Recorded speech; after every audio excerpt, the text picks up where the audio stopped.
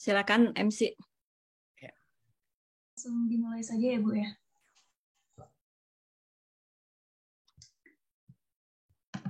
Oke. Assalamualaikum warahmatullahi wabarakatuh. Shalom. Waalaikumsalam warahmatullahi wabarakatuh. Shalom Om Swastiastu, Namo Buddhaya, salam kebajikan. Selamat pagi hadirin sekalian, Bapak Ibu dosen yang saya hormati dan juga teman-teman yang saya sayangi. Selamat datang di Kuliah Umum Pembangunan Politik yang diselenggarakan oleh Program Studi Sarjana Ilmu Politik Universitas Padjadjaran.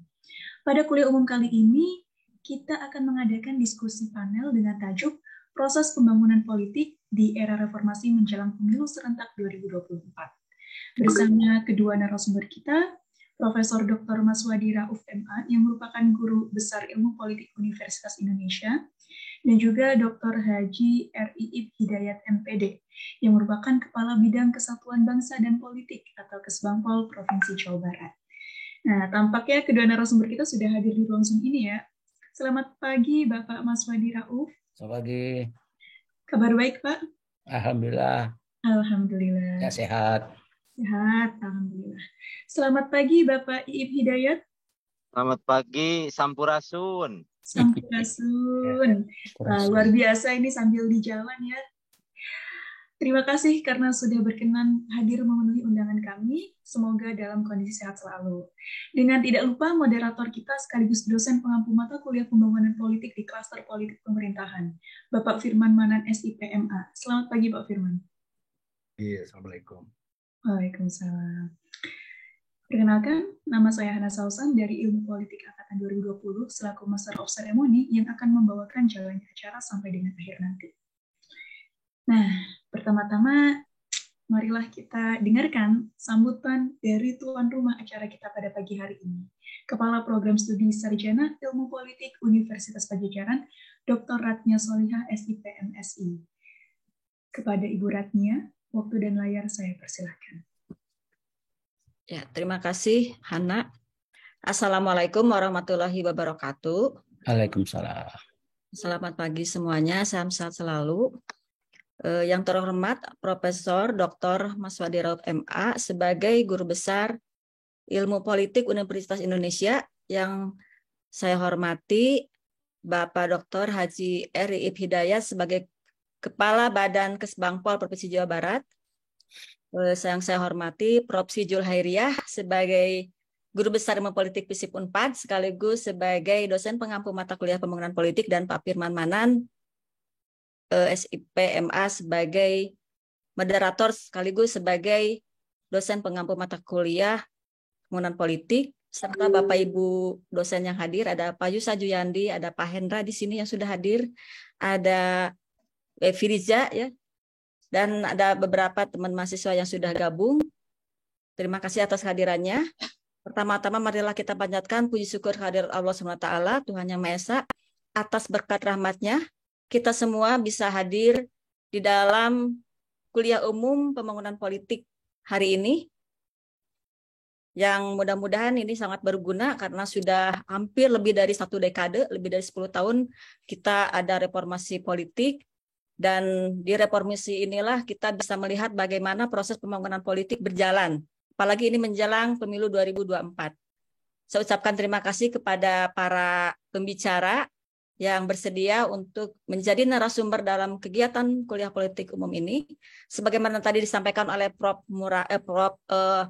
Maswadi, bahwa memang betul ya, bahwa pembangunan politik ini perlu dikombinasikan antara teori dengan praktek. Sehingga pada kuliah umum hari ini kami akan memadukan bagaimana hal yang terjadi atau yang dilakukan pada masa pembangunan politik di reformasi ini, sebagaimana disampaikan nanti oleh Dr. Iib Hidayat yang kebetulan adalah alumni mahasiswa dari kami ya, dari ilmu politik dari Universitas Padjadjaran, kalau tidak salah dari administrasi publik ya Pak ya.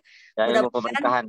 Ilmu pemerintahan FISIP Unpad, dan menjadi praktek langsung yang memang sudah berkecimpung dalam proses pembangunan politik selama ini di Provinsi Jawa Barat yang terkenal dengan berbagai dinamika politiknya begitu ya. Sehingga ini sangat menarik untuk dikaji dan diskusikan dalam rangka memperkaya bagaimana konsep ilmu politik dalam hal ini, proses pembangunan politiknya ini bisa kita kaji dan diskusikan pada hari ini begitu ya. Terima kasih sekali lagi kepada para narasumber sebagai pembicara hari ini yang sudah berkenan hadir. Juga mohon nanti dimanfaatkan oleh para mahasiswa dalam diskusi yang kurang lebih sampai jam 11 siang nanti untuk dimanfaatkan, mudah-mudahan dapat memberikan berbagai wawasan ataupun untuk mengkaji hal yang lebih menarik lagi, terutama pembangunan politik menjelang pemilu 2024. Mungkin itu yang saya sampaikan karena waktunya sangat terbatas.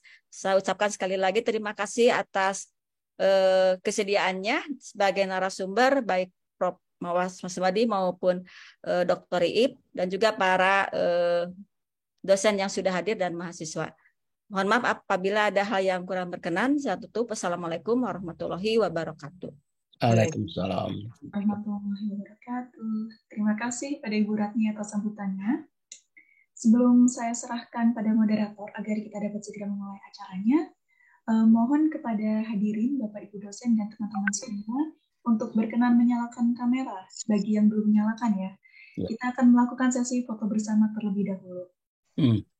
Boleh yuk, kita tunggu sampai 9.15, semoga sudah menyalakan kamera semua. Mungkin dari teman-teman ada Kang HL, Salwa, Adit Yuda, Gita, Kak Diva Aura, Karina, Alaida, Farhan, Syakira.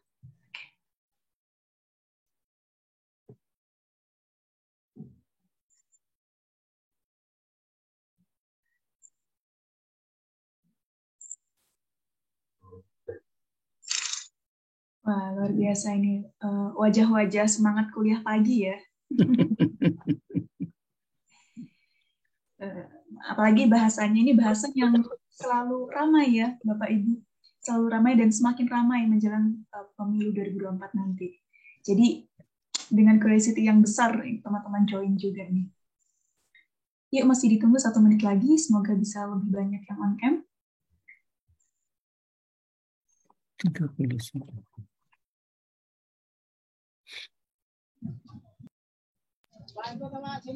Udah, ayo ikut.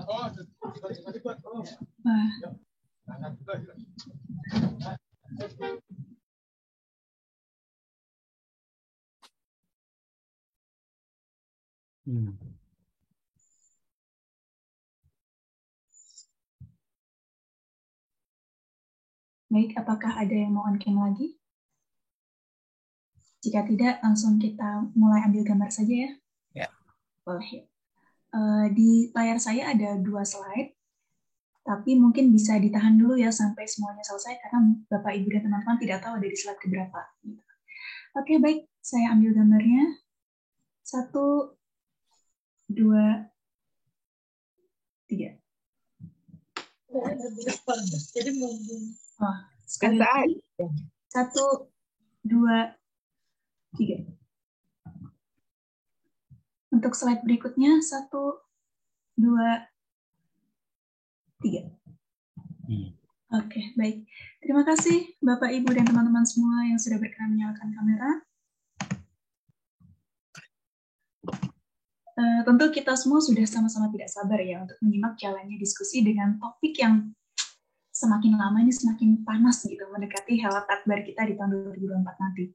Kalau begitu, langsung saja saya serahkan waktu dan layar kepada moderator kita, Bapak Firman Manan. Dimohon berkenaannya kepada seluruh hadirin untuk tetap menyalakan kamera selama acara berlangsung. Kepada Bapak Firman, dipersilahkan.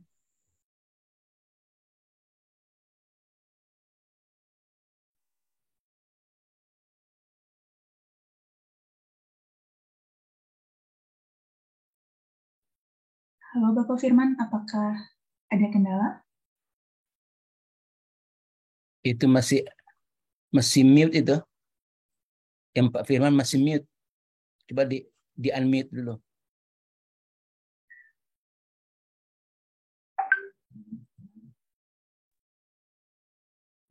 Baik. Nah, itu ya. Baik. Oke, baik.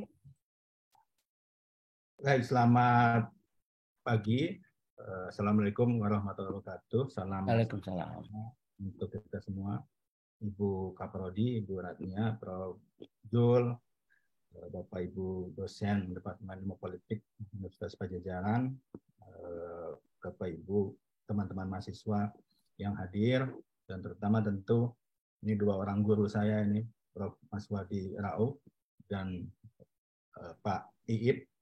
Hari ini alhamdulillah kita bisa berkumpul bersama untuk mengikuti kuliah umum pembangunan politik dengan topik proses pembangunan politik di era reformasi menjelang pemilu 2024. Karena memang pasca berakhirnya rezim Orde Baru tahun 98, Indonesia memasuki fase transisi.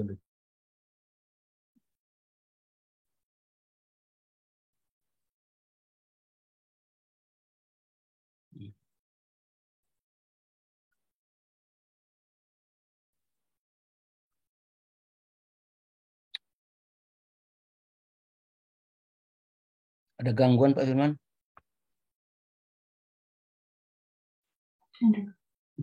Mohon maaf, sepertinya Pak Firman ada kendala teknis ya. Ada gangguan suara? Audio? Sinyal sepertinya ya Pak. Iya, ya.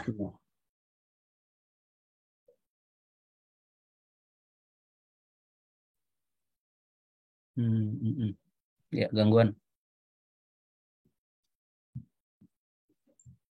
Tidak muncul.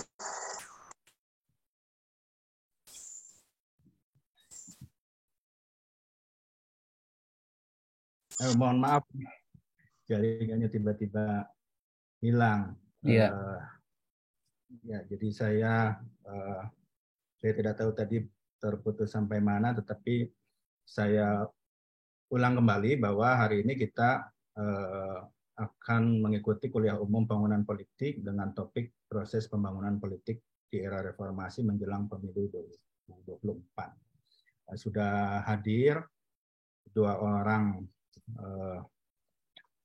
yang istimewa lah sebetulnya begitu ya. Ada CV, tapi saya pikir terlalu panjang saya untuk membacakan CV-nya. Yang pertama sudah hadir di hadapan kita Prof. Dr. Maswadi Rauf, MA. Beliau adalah guru besar ilmu politik di Universitas Indonesia. Paling tidak saya bacakan pendidikannya saja. Beliau S1 diselesaikan di ilmu politik FISIP Universitas Indonesia, lalu MA di Georgetown University, Washington DC, dan untuk doktor di ilmu politik Universitas Indonesia.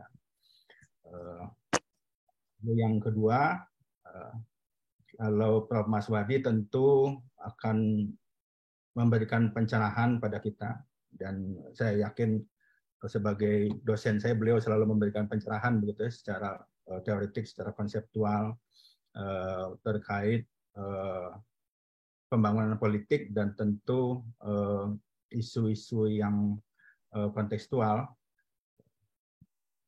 Di samping Prof. Maswadi juga hadir Dr. Iip Hidayat. Beliau saat ini adalah sebagai Kepala Badan Kesbangpol, Satuan Bangsa dan Politik Provinsi Jawa Barat, dan juga pendidikan terakhirnya sebetulnya di Universitas Padjadjaran. Beliau mengambil doktor ilmu pemerintahan, dan sekaligus ya sama, beliau ini juga guru saya sebetulnya dalam hal-hal praktis birokrasi ya. Saya banyak belajar dari beliau karena saya pikir banyak juga inovasi-inovasi yang mungkin nanti beliau juga akan ceritakan dalam konteks pembangunan politik.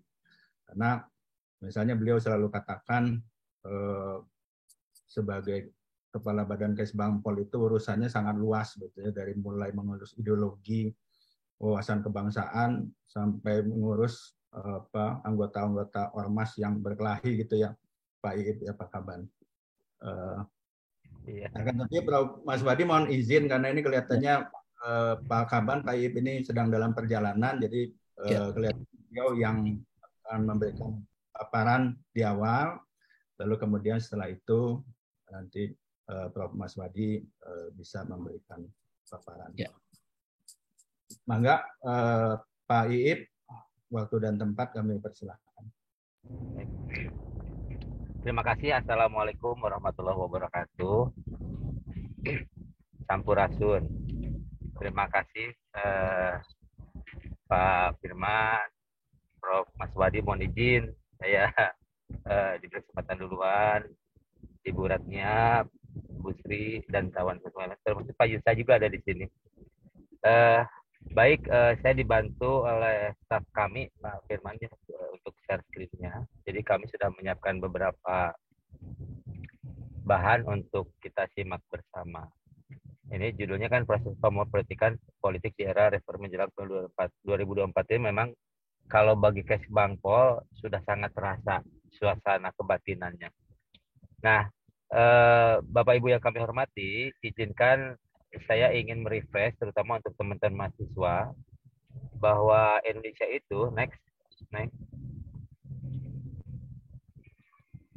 Nah, untuk merefresh saja sebetulnya ya. Jadi Indonesia itu yang disebut dengan negara kepulauan terbesar di dunia yang jumlahnya 17.000, kemudian bahasa daerahnya juga sangat banyak, 18, populasinya 237 juta, aliran kepercayaan juga hampir 250, termasuk suku bahasa Asia ada 1.128. Ini artinya keberagaman yang tidak bisa dihindari dan ada di Indonesia. Namun bagaimana situasi kondisi ini kita harus tetap menjaga kondusivitas. Lanjut, jelas saja. Nah, tentu ketika bicara perpolitikan di era reformasi, ya, terutama menjelang 2024 ini, tidak bisa dihindari dari pengaruh globalisasi. Jadi globalisasi vs perkembangan internet di Indonesia. Saya punya beberapa data sebagai bahan saja. Ya. Nah, jadi pengguna internet Indonesia itu di antara kurun 2018 sampai 2022 itu, ya, ini di gambar bisa kita lihat ya di screen. Jadi 2018 masih 133 juta. 2019 menaik menjadi 150, 2020 menjadi 75.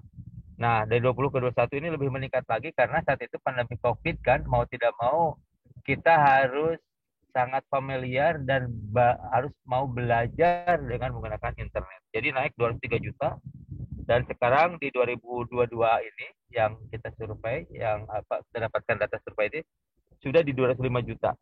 Jadi dari jumlah penduduk yang 230-an itu sudah melebihi dari 80% pengguna internet. Jadi dalam kurun waktu 2018 sampai 2021 itu terjadi peningkatan pengguna internet sebanyak 53%. Ini sangat luar biasa. Dan dari survei yang kami dapatkan, ternyata mayoritas orang Indonesia menghabiskan waktu untuk menggunakan internet selama 8 jam. Jadi kalau 8 jam dibagi 3 itu 8 jam, 8 jam, 8 jam, 8 jam menggunakan internet, 8 jam istirahat, 8 jam kegiatan lainnya. Nah, dari 8 jam itu menggunakan internet untuk sosial media itu ada di kisaran 3 jaman. Jadi mau tidak mau memang masyarakat Indonesia ini pasti akan berpengaruh dengan berita-berita, informasi-informasi yang berkaitan dengan di medsos atau apapun berkaitan dengan teknologi informasi ini. Lanjut. Nah, penetrasinya ini kalau dikelompokkan usia, Bapak Ibu semua, jadi berdasarkan survei itu, jadi anak-anak di usia 5-12 ini mereka juga sudah aware dengan internet ya, di 62%. Kemudian di usia 13-18 di 99,7%, 34 98, usia 35 54 87, di atas 55. Nah, ini kita ini Pak, kan ada generasi milenial, ada generasi Z. Kita ini mungkin generasi Z ya, apa mana? Maksudnya generasi X mungkin ya. Maksudnya expire. Jadi Kelompok usia di 13-34 ini memiliki penetrasi internet di atas 98%. Artinya, pengguna internet ini memang dominan di generasi itu. Luar biasa. Nah, kemudian kita lanjutkan, saya melihat ada 10 provinsi di Indonesia dengan pengguna internet tertinggi. Ternyata kalau dibandingkan, Jawa Barat adalah pengguna tertinggi dari 10 provinsi. Ya. Jadi Jawa Barat adalah provinsi dengan jumlah pengguna internet tertinggi di Indonesia. Dibandingkan dengan Jawa Tengah, Jawa Timur, kemudian Sumatera Utara, Banten, DKI, Sumsel, Sulawesi Selatan, Lampung, dan Sumatera Barat. Jadi memang pasti dinamisasi kompleksitas di Jawa Barat ini pasti tinggi. Dan ini berdampak nanti dengan kaitan 2024 ini. Nah, kemudian selanjutnya, dari dampak globalisasi, pemerintah provinsi terutama Jawa Barat itu sudah melihat beberapa hal. Ya. Yang lanjut, pertama, jaringan internet terbuka, sehingga banyak juga kenapa Pak Gubernur mendirikan yang namanya unit cyber hoax. Karena memang luar biasa. Jadi platform media ini dipakai untuk berita-berita bohong juga. Nah, kalau ini tidak diimbangi, arti diimbangi di sini tentu Pemprov Jabar punya kebijakan. Satu, dengan tim cyber hoax itu untuk mengkonfirmasi siapapun masyarakat ini berita benar atau tidaknya, mereka yang dengan teknologinya bisa mencari tahu itu ya atau tidak. Yang kedua, pemerintah Jawa Barat khususnya berkaitan dengan harus mengimbangi berita-berita tidak benar ini. Ya, kita harus menyampaikan informasi yang sesungguhnya, yang real gitu. Atau berita-berita kebaikan.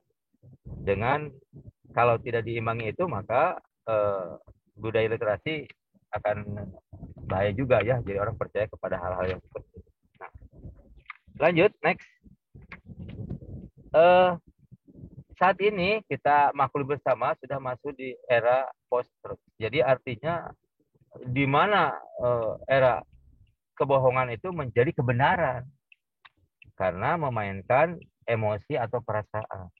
Gitu. Jadi sekarang Bapak Ibu bisa melihat ketika orang men-share berita, kemudian ada yang sangat mengena ke hati atau agak sedikit sensitif, kemudian didramatisir dengan berbagai berita, maka kita akan aware dengan itu. Dan ini bahaya kalau berulang bisa jadi masalah menjadikan kebenaran akhirnya. Ini yang berbahaya. Oleh sebab itu, ini era ini menjadi bagian terpenting untuk kita manage ya, kita waspadai bersama di manage agar masyarakat juga bisa aware dengan itu.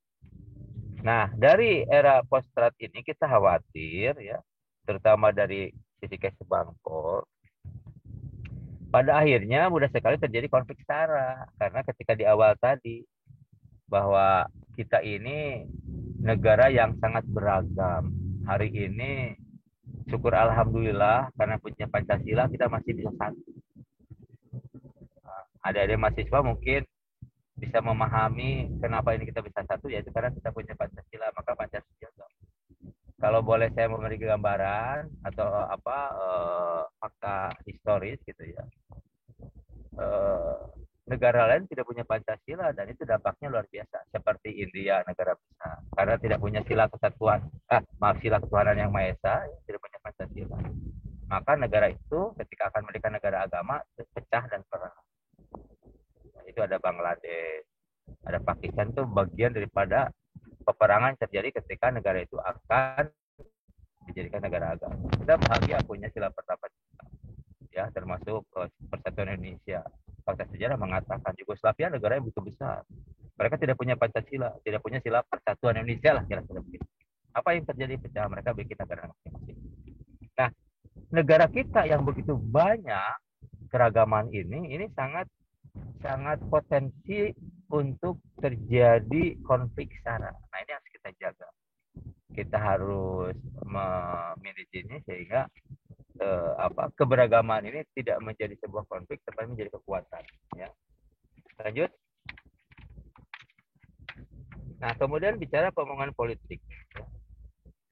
Saya melihat ada 3 hal yang harus kita waspadai bersama, karena melihat dinamisasi ini maka pembangunan politik dilihat sebagai implikasi politik dari pembangunan dan cenderung dibedakan dari pembangunan ekonomi. Nah, ini juga nanti berdampak kepada faktor ekonomi, karena memang kalau kita lihat ujung-ujungnya juga ekonomi ini menjadi satu hal yang harus kita mencarikan solusinya. Kemudian pembangunan politik sasaran tidak hanya sistem politik demokrasi, tetapi juga kemampuan komunalnya dianggap penting dimiliki dalam satu sistem politik.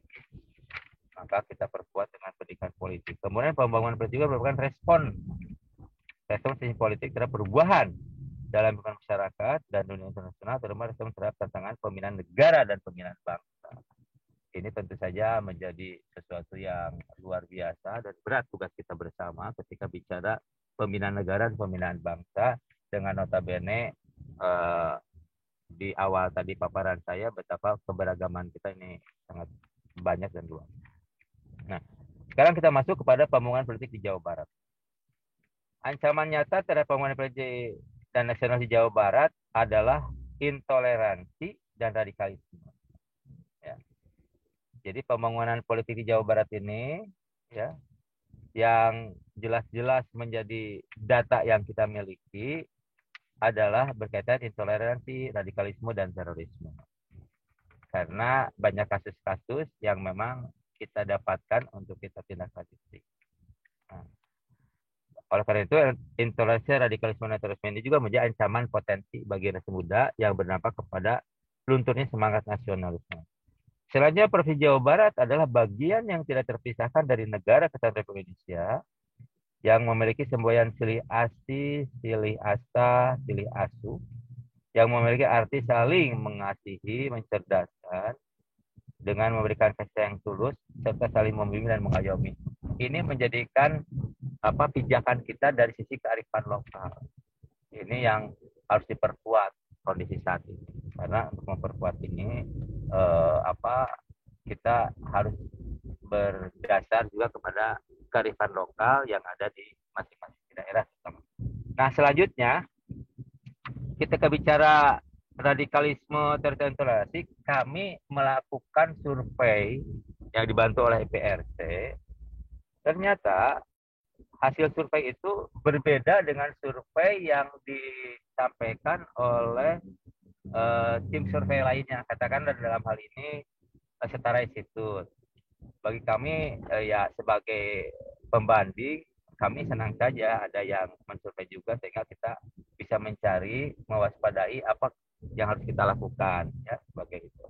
Nah, dari hasil survei ini kami melihat dari sisi toleransi, ya, jadi hampir 87,4% responden menyatakan bersedia berteman dengan orang lain yang berbeda agama. Kemudian 84% responden tidak menolak, ya, penyerangan acara keagamaan di lingkungan mereka.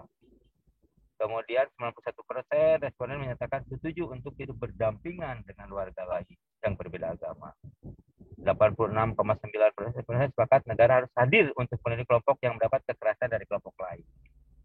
Kemudian responden yang tidak setuju dengan anggapan demokrasi dengan ajaran Islam. Jadi kadang-kadang ada yang sensitif mengaitkan dengan ajaran-ajaran ini. Nah, ini survei toleransi radikalisme ini dilakukan di 9 kabupaten kota dari 27 kabupaten kota. Jadi hampir sepertiganya yang kita lakukan, dan kita melihat keterwakilan dari masing-masing daerah, ada barat, tengah, timur, ada utara, selatan, begitu. Jadi Kabupaten Tasik, Kabupaten Ciamis, Kabupaten Garut, Kabupaten Cirebon, Kabupaten Purwakarta, Kabupaten Karawang, Kota Bekasi, Kota Bogor, dan Kota Depok. Nah, jadi dari hasil survei ini, teman-teman semua, kami meyakini bahwa kita masih punya kekuatan, masih punya modal, bahwa khususnya orang Jawa Barat dengan kearifan lokal yang menguat, itu menjadikan titik tumpu bahwa kita harus menjaga kebinekaan ini. Kalau boleh saya ingin cerita sedikit, ini bicara toleransi, ya, historis ini, ya, fakta sejarah. Ini mohon maaf Prof, jadi ini teman-teman mahasiswa biar ada gambaran. Dahulu di Tatar Sunda, Jawa Barat itu mulai ada kerajaan di tahun 130 dan berakhir di 1620, yaitu Sumedang Larang. Jadi mulanya ada Salakan Negara 130, Salakan Negara, Tarumanegara, Kendal, Galuh, Pakuan, Pajajaran sampai Sumedang Larang. Berakhir di 1620 itu karena Belanda sudah mulai masuk membubarkan kerajaan-kerajaan menjadi kabupaten-kabupaten. Nah, saya ingin melihat pada tahun 1400-an ada kerajaan yang mendapat kereta yuga. Apa kereta yuga itu? Masa keemasan. Masa keemasan itu adalah Gemah Ripah Loji. Rakyatnya sejahtera. Sangat sejahtera. Tidak ada ancaman, aman, nyaman. Begitu. Karena negara itu menjamin masyarakat. Jadi human welfare-nya terbukti saat itu. Nah, ada satu value berkaitan toleransi beragama. Jadi ketika Raja Pajajaran Prabu Siliwangi menikah dengan seorang wanita, ternyata wanita itu wanita Muslim, namanya Subang Larang. Ya, Subang Larang itu ternyata lulusan pesantren Syekh Puro Karawang. Dari pernikahan Prabu Siliwangi dengan Subang Larang melahirkan 3 anak, yaitu Walang Sungsang, Lara Santang, dan Kean Santang.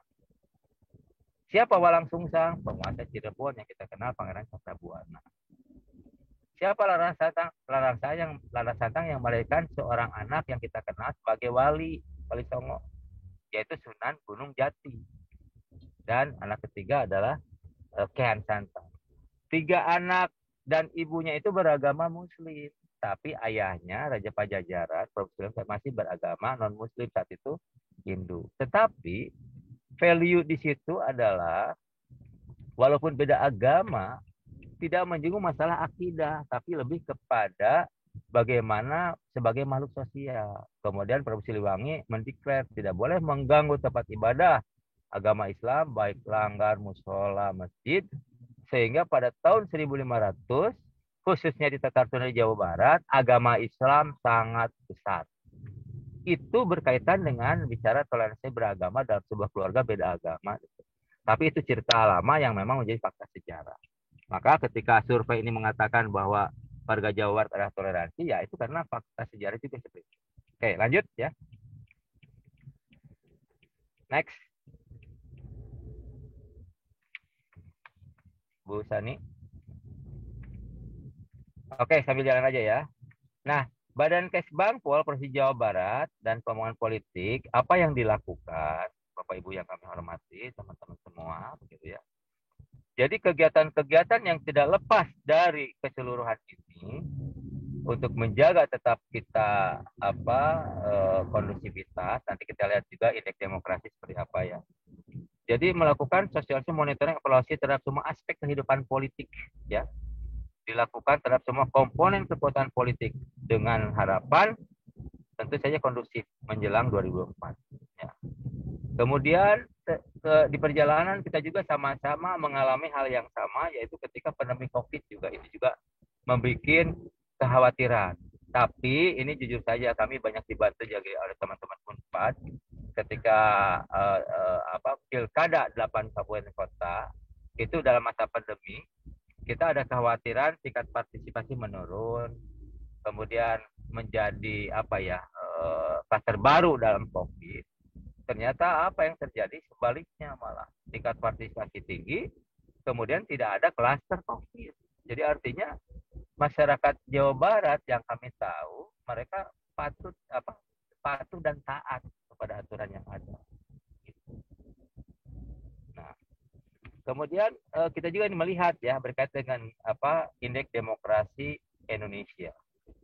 Nah, Jawa Barat posisi sekarang ini kita urutan kalau di ranking urutannya ke-9. Sesungguhnya ini masih mending ketimbang sebelumnya. Jadi sebelumnya itu kita rankingnya itu kalau di ranking ini mohon maaf ya. Itu ranking ke-32 ketika 2018 ke-29, 20, 29, dan 21 ini naik ke 9. Artinya apa? Bahwa Jawa Barat ternyata ketika berkolaborasi, ya, berinovasi, kita bisa melakukan bersama, menjadikan demokrasi di Jawa Barat itu menjadi yang harmonis gitu. Walaupun tiap hari ada unjuk rasa di Gedung Sate, Bapak Ibu. Saya ketika jadi kepala biro umum rutin tiap hari menyiapkan punten mohon izinnya makan untuk petugas, termasuk yang protes gitu ya, karena mau tidak mau ya namanya manusia juga kalau sudah emosional kita harus menyiapkan amunisi ya, petugas juga sama. Itu hampir rutin. Jadi tiap hari ada ada unjuk rasa, tiap hari ada demo, tetapi tidak anarkis. Jadi silakan menyampaikan pendapat, menyampaikan apapun gitu yang diatur oleh undang-undang, tetapi jangan sampai ada perusakan. Nah itu sehingga kita bisa melihat bahwa indeks demokrasi Indonesia tiap tahun meningkat karena kita saling menjaga ya, dari 65,50 naik 69,09 naik ke 71,32 dan terakhir di 79,72 naik 8 poin, ini sangat tinggi sekali. Nah selanjutnya kami ingin menyampaikan juga ya berkaitan dengan menjelang pilkada atau pemilu 2024 di Jawa Barat. Ini kalau yang share screen boleh agak menyesuaikan. Jadi pemerintah Jawa Barat ketika di tahun 2021 menyiapkan 2024, kami bersama-sama Dewan menyusun sebuah peraturan daerah. Peraturan daerah ini adalah untuk menyiapkan dana cadangan daerah. Karena kami berkeyakinan tidak mungkin bisa diselesaikan dalam 1 tahun anggaran. Sehingga 2001 kami bikin dana cadangan daerah untuk disiapkan pada tahun 2024. Kami menyiapkan secara besarannya itu 1,5 triliun. Kenapa 1,5 triliun begitu banyak? Jadi Bapak Ibu ternyata berdasarkan data dari KPU, pemilih di Jawa Barat tuh, di Provinsi Jawa Barat tuh paling banyak di antara provinsi-provinsi di Indonesia. Mencapai 33.700.000. 33.700.000. Jadi memang paling besar. Nah, ketika paling banyak, maka berdampak kepada TPS, kepada petugas. Itu tidak lepas dari finansial, pembangunan TPS, penghormatan atau honor untuk para petugas. Jadi uang itu sebesar itu. Nah, kami siapkan disusun berdasarkan kemampuan kita, maka di tahun 2022 ini kita menyiapkan di murni 100 miliar, di perubahan 100 miliar. Nanti di 2023 kita menyiapkan 500 miliar di murni, kemudian di perubahan 300 miliar, dan nanti di 2024 ada kekurangan. Sehingga 1,5 triliun akan tercapai di tahun 2024. Sehingga kegiatan-kegiatan pemilu dan pilkada ini bisa berjalan dengan lancar. Nah, dari 1,5 triliun itu kami anggarkan untuk KPU 1 triliun 150 juta. Ulangi, 1 triliun 150 miliar. Nah, itu untuk kebutuhan yang diampu oleh KPU Jawa Barat. Ya. Sementara di Bawaslu kita menganggarkan 150 miliar dan untuk unsur pengamanan 200 miliar. Bapak Ibu, kenapa pengamanan itu cukup besar? Karena Jawa Barat itu ternyata diampu oleh 2 Kodam dan 2 Polda. Ya. Karena Bekasi, Depok itu kan masuknya ke Jakarta Kodam dan Polda. Jadi ini salah satu upaya-upaya pemerintah Jawa Barat untuk bagaimana anggaran juga disiapkan. Karena kalau tidak disiapkan itu salah satu potensi kerawanan ketika anggaran tidak tersedia. Jadi kita siapkan dulu di samping secara khusus nanti KPU dengan programnya, Bawaslu kebersamaan programnya. Mereka sama-sama menunjang untuk siapkan hajat negara ini. Nah, Bapak Ibu yang kami hormatin, punya sekitar 5 menit lagi. Oh siap ya. Siap Komandan. Nah, Badan Kesbang Pol, Bapak Ibu yang kami hormati, ya, kita menganggap bahwa pemilu menjadi tolak ukur keberhasilan pembangunan demokrasi di Indonesia. Ya, maka pengalaman keberhasilan pemilu 2019 ini menjadi kunci untuk menyiapkan di 2024. Oleh sebab itu, dari sejak sekarang Kesbang Pol Jabar selalu melakukan konsolidasi, koordinasi dalam rangka persiapan 2024. Kami sudah memulai. Memulainya dari mana? Jadi yang pertama, sesuai dengan instruksi Mendagri, itu pendidikan politik bagi para politik di masyarakat. Jadi ketika bicara pendidikan politik, kami kolaborasi dengan partai politik. Ya. Karena partai politik mendapat bantuan hibah keuangan dari pemerintah provinsi. Nah, sekarang ini lumayan kenaikannya. Dulu itu ketika saya masuk di Kesbang masih 1.200 per suara yang sah. Kemudian naik menjadi 5.000, ya. Jadi menjadi 2.500. Nah, tahun depan ini naik jadi 7.500. Karena kami melihat bahwa peran dari parpol ini bagian penting untuk pendidikan politik. Nanti dihitung 70-30%. 70 untuk pendidikan politik, 30 untuk bagian sekretariat atau keperluan partai politik. Ini untuk mendorong bahwa partai politik juga melakukan pendidikan-pendidikan politik ini untuk kader-kader dan masyarakat sekitar. Kemudian pembinaan forum-forum mandatori. Bapak Ibu, di Jawa Barat itu ada 3 mandatori, FKUB, Forum Kerukunan Umat Beragama, ada FKDM, Forum Deteksi Dini Masyarakat, ya, kewaspadaan dini masyarakat, ada Forum Pembauran, ya. Nah, ini berbagai ras. 3 forum mandatori ini kita support, kita dukung, sehingga bisa mereka melakukan tugasnya sesuai dengan tupoksi masing-masing. Termasuk satu lagi, BNPT membentuk FPTK, ya, jadi forum untuk penanggulangan terorisme. Kemudian Forkopimda, berkaitan Forkopimda karena Kepala Kesbang itu sekretaris, maka Forkopimda, Gubernur, Pangdam, Kapolda, Kajati, Ketua DPRD harus tetap kompak dan solid. Ini terlihat dari penanganan COVID di Jawa Barat. Kita terus sering. Kemudian kita melakukan kolaborasi dengan di samping partai-partai politik juga organisasi kemasyarakatan. Bapak Ibu, kami sampaikan, kami laporkan, ormas di Jawa Barat hari ini terregister sudah 1.422. Jadi sudah sangat banyak itu. Jadi kalau Pak Firman mengatakan banyak diurus, ya memang banyak sekali nih yang harus kita. Kemudian juga kita ada kegiatan-kegiatan yang dibalut dalam sebuah seminar, kemudian kebiar, kemudian awarding, ya. Semua mengacu kepada bagaimana mempersiapkan diri untuk kegiatan nanti.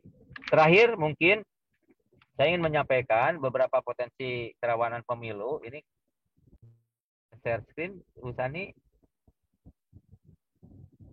Maaf, ini ada gangguan, ya. Jadi sebetulnya saya sudah memetakan potensi kerawanan pemilu, ya. Jadi ada 4 hal yang saya garis bawahi. Pertama, aktor. Aktor itu siapa? Pemilih, penyelenggara, dan peserta pemilu. Nah, ini kesiapan untuk nanti betul-betul kita manage. Kemudian sistemnya, yang kedua, sistem pemilu. Sistem pemilu itu apa saja? Waktu penyelenggaranya bagaimana? Dari pemilihannya yang luar biasa di Jawa Barat ini, kan. Kemudian daerah pemilihannya, formula penghitungannya, kemudian persyaratan dukungan parpol, metode pencalonan, pemungutan suara, penentuan calon terpilih. Itu sistem pemilu. Penegakan hukum. Penegakan hukum pemilu itu yang ketiga, itu pelanggaran pemilu, pelanggaran pidana, perselisihan hasil pemilu, bagaimana penanganannya. Dan yang keempat, berkaitan penyelenggaraan. Penyelenggaraan itu pendampingan, pendaftaran pemilih, pendaftaran peserta pemilu, kampanye, pemungutan, penghitungan, rekap, penetapan hasil pemilu sampai pelantikan. Jadi 4 kerawanan, potensi kerawanan ini kami sudah gambarkan mulai daripada aktornya, sistem pemilunya, penegakan hukumnya, dan penyelenggaraannya. Mudah-mudahan dengan pemetaan ini kami sudah bisa mengantisipasi secara kolaborasi bagaimana pada pelaksanaan nanti semuanya dapat berjalan sebagaimana mestinya. Terakhir sekali kami laporkan bahwa di Jawa Barat itu hingga Oktober 2022 ini telah menerbitkan SKT bagi 16 parpol baru, ya. Jadi parpol yang sudah ada di 2019 ada 16. Sekarang ada yang baru 16. Jadi dengan demikian di Jawa Barat tercatat ada 32 partai politik yang sudah dianggap sah ada di Provinsi Jawa Barat. Itu saja mungkin Pak Firman, mohon maaf kalau ada kekurangannya. Saya standby. Terima kasih. Assalamualaikum warahmatullahi wabarakatuh. Terima kasih Pak Iie atas pemberian materi kuliah umumnya. Saya pikir ada beberapa poin penting ya disampaikan Pak Iie. Jadi awareness kita soal globalisasi ya, karena satu sisi ada hal-hal positif tapi juga ada hal negatif. Karena soal post-truth era gitu ya, soal berita fake news gitu, hoax, yang karena problemnya masyarakat kita heterogen, ya satu sisi bisa jadi potensi dalam pembangunan politik, tapi apabila tidak dikelola, maka juga melahirkan potensi konflik, termasuk konflik SARA tadi yang dijelaskan Pak Iip. Lalu dalam konteks Jabar juga tadi menarik isu soal toleransi, intoleran ya, radikalisme dan terorisme, karena kan itu seperti tangga ya, intoleran menuju ke radikal menuju ke terorisme. Tapi ya alhamdulillah tadi temuan dari Kesbangpol ya sebetulnya dalam kondisi yang sebetulnya masih terkelola. Dan yang penting memang menurut saya dalam konteks pembangunan politik ini, karena birokrasi itu kan juga memegang peran penting dalam pembangunan politik. Tadi dijelaskan paling tidak dalam konteks Jawa Barat, karena Kesbangpol itu memang menjadi leading sector ya, dalam konteks pembangunan politik saya pikir. Jadi salah satu terkait politik elektoral dijelaskan bagaimana kesiapan Pemprov ya dalam hal ini Kesbangpol dalam mengantisipasi agenda politik tahun 2024 yang saya pikir juga tidak mudah itu untuk bisa dikelola dengan baik. Terima kasih banyak Pak Iip, dan karena dalam perjalanan kami juga doakan ya semoga lancar nanti sampai kembali ke Bandung, dan jangan bosan nanti kalau ada diundang lagi berkolaborasi. Atur nuhun. Terima kasih Kang. Terima kasih. Baik. Kesempatan selanjutnya tentu yang tidak kalah penting, saya pikir kita akan dapat banyak pencerahan dari Prof. Maswadi Rauf ya, terkait dengan bagaimana sebetulnya secara teori konsep soal pembangunan politik ini, termasuk konteksnya dalam kita menghadapi pemilu tahun 2024. Apa isu-isu yang kontekstual pada saat ini penting untuk kita cermati. Silakan Prof. Maswadi, waktu dan tempat. Silakan. Untuk Hana bisa di-share ya. Ya, baik. Ya, terima kasih Pak Firman. Ya. Yang terhormat Ibu Ketua Prodi Ilmu Politik, Ibu Ratnia, Profesor Sizuhairia, ya. Dosen-dosen ilmu politik, atau dosen lain FISIP Unpad. Tadi juga Pak Iip yang sudah memulai presentasi ini, ya, serta para peserta diskusi semuanya. Assalamualaikum warahmatullahi wabarakatuh.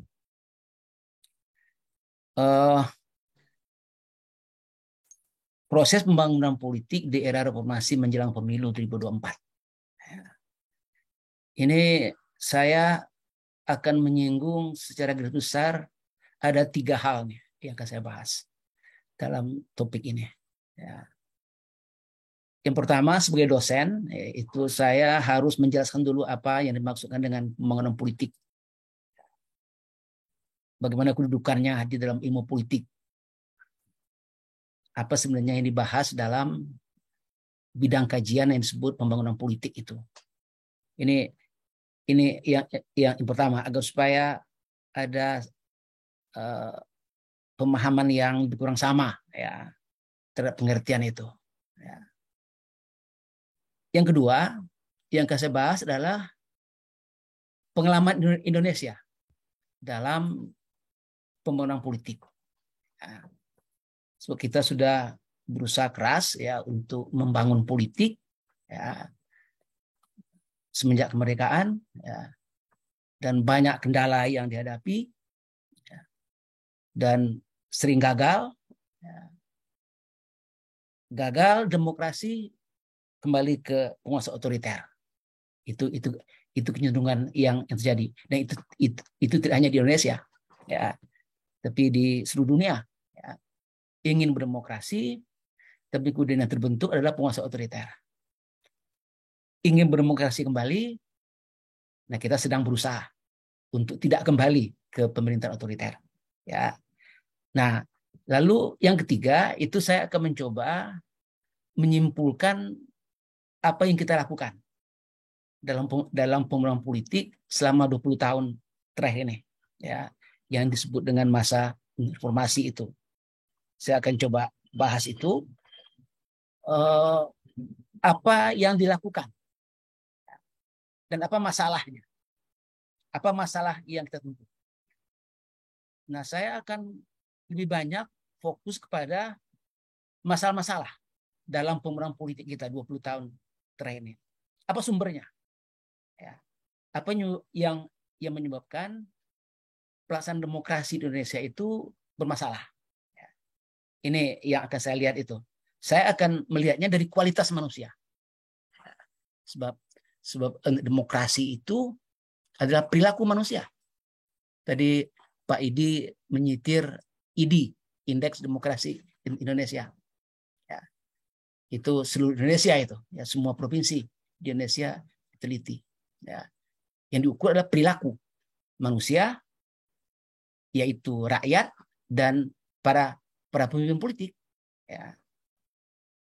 Semakin banyak pelanggaran demokrasi, semakin rendah perkembangan demokrasi di provinsi itu. Ya, jadi memang demokrasi itu adalah perilaku. Nah, saya mulai dengan yang pertama, konsepnya dulu. Ya. Coba slide kedua. Ya. Pembangunan politik itu dalam literatur disebut political development. Adalah salah satu bidang kajian dalam ilmu politik. Ya, salah satu bidang kajian yang mempelajari usaha-usaha dan masalah-masalah yang dihadapi oleh sebuah negara dalam membangun sistem politiknya agar menjadi kuat dan efektif. Ya, jadi pembangunan politik itu adalah membangun negara, pemerintah, ya, supaya bisa kuat dan efektif. Untuk apa? Untuk menghasilkan kemakmuran rakyat. Ya, memang ketenangan, ketertiban, kemakmuran, ya, keadilan kalau mau, ya. Kalau kita punya banyak perbendarahan itu, ya. Tapi pembangunan politik itu ingin membangun sebuah pemerintah yang kuat dan efektif. Nah, ini yang kuat tapi tidak efektif itu juga bukan tujuan itu. Jadi kuat artinya dia bisa bertahan, ya, dan efektif. Dia bisa bekerja untuk kepentingan rakyat. Itu tujuan pembangunan politik. Setiap negara melakukan pembangunan politik. Baik negara demokratis maupun negara bukan demokratis. Apapun ideologi yang dianut. Demokrasi atau otoritarianisme. Ya, jadi ada negara yang menganut demokrasi, ada yang negara yang tidak menganut demokrasi. Otoritarianisme, ya, seperti Brunei umumnya kan, atau REC, ya. Setiap pemerintah selalu bertujuan menghasilkan pemerintah yang kuat, ya, dan mampu menghasilkan kemakmuran bagi rakyatnya. Jadi oleh karena itu ada pembangunan politik yang bertujuan untuk membentuk negara demokrasi, negara demokratis. Tapi sebaliknya ada pembangunan politik yang bertujuan untuk tidak membentuk negara demokrasi. Jadi apapun ideologinya, itu usaha itu dan kajian tentang itu disebut sebagai pembangunan politik. Ya.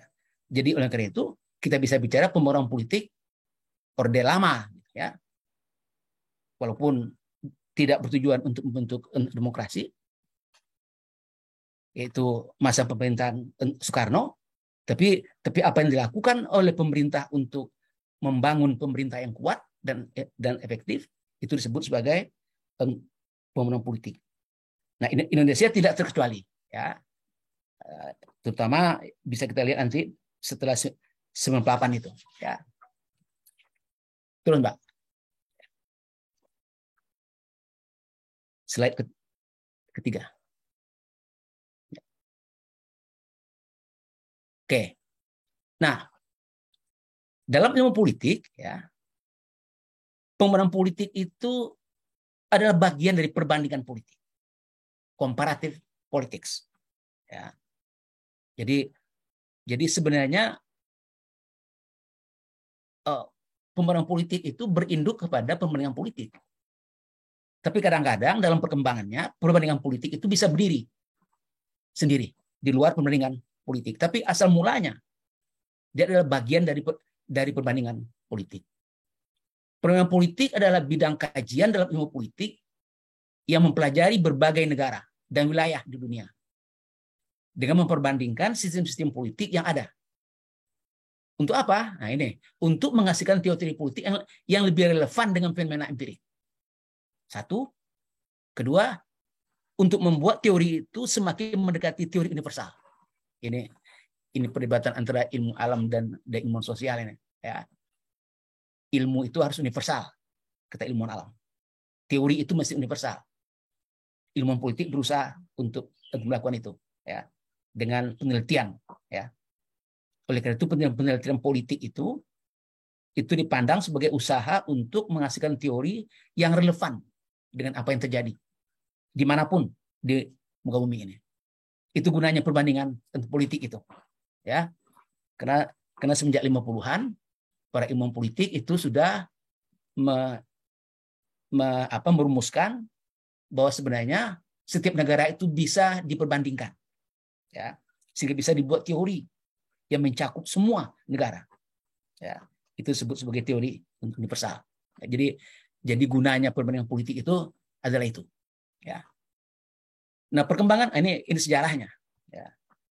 Perkembangan perbandingan politik tidak dapat dipisahkan dari perang dingin antara blok barat dan blok komunis pada dasar 50-an dan 60-an.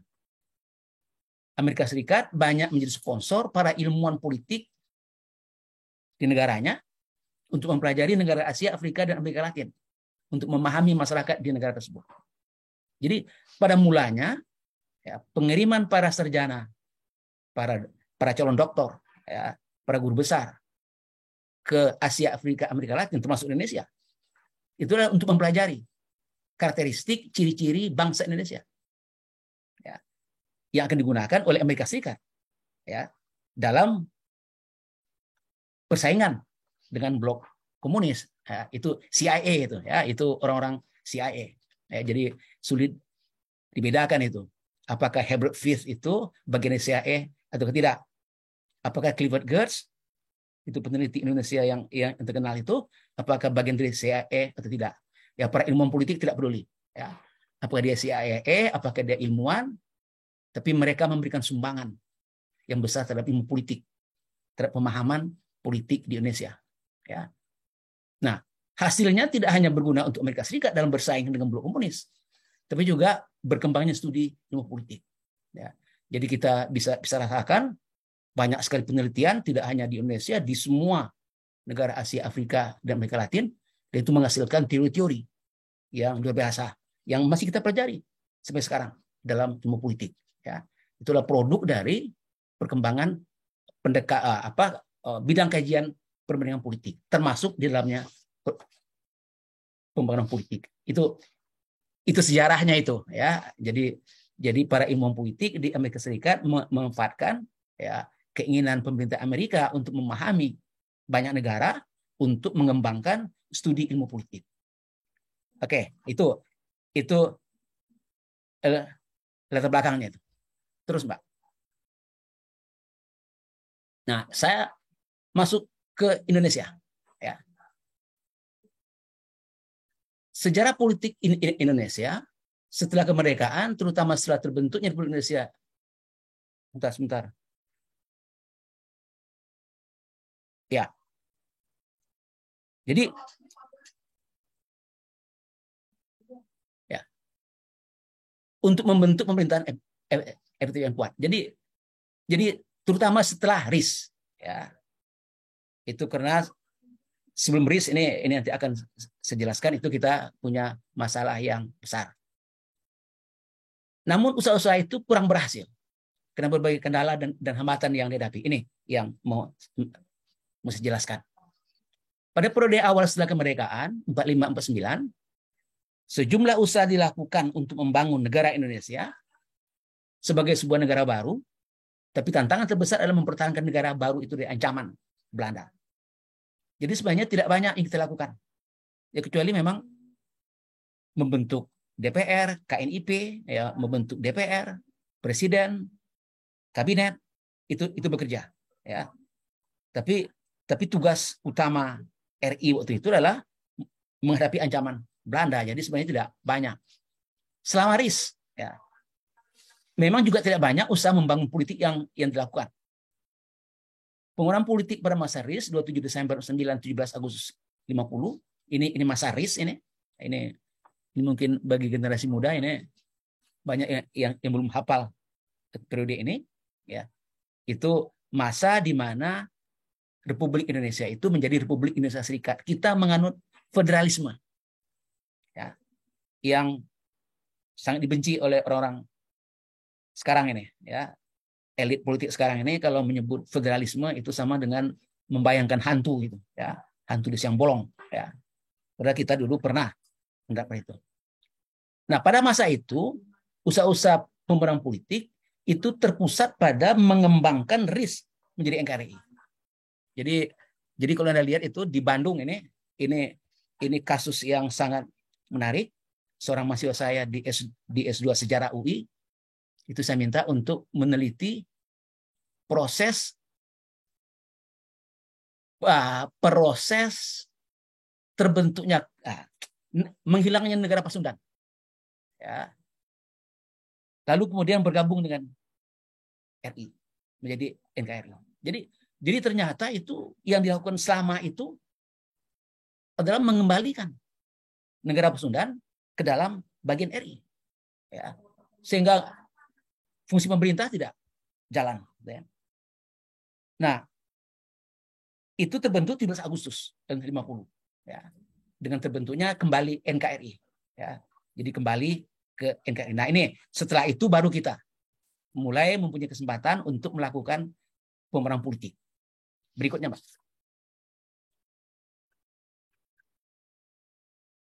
Setelah NKRI terbentuk yang menggunakan UUD S50, usaha-usaha pembangunan politik menghadapi kendala. Ini kendala semua ini, ya.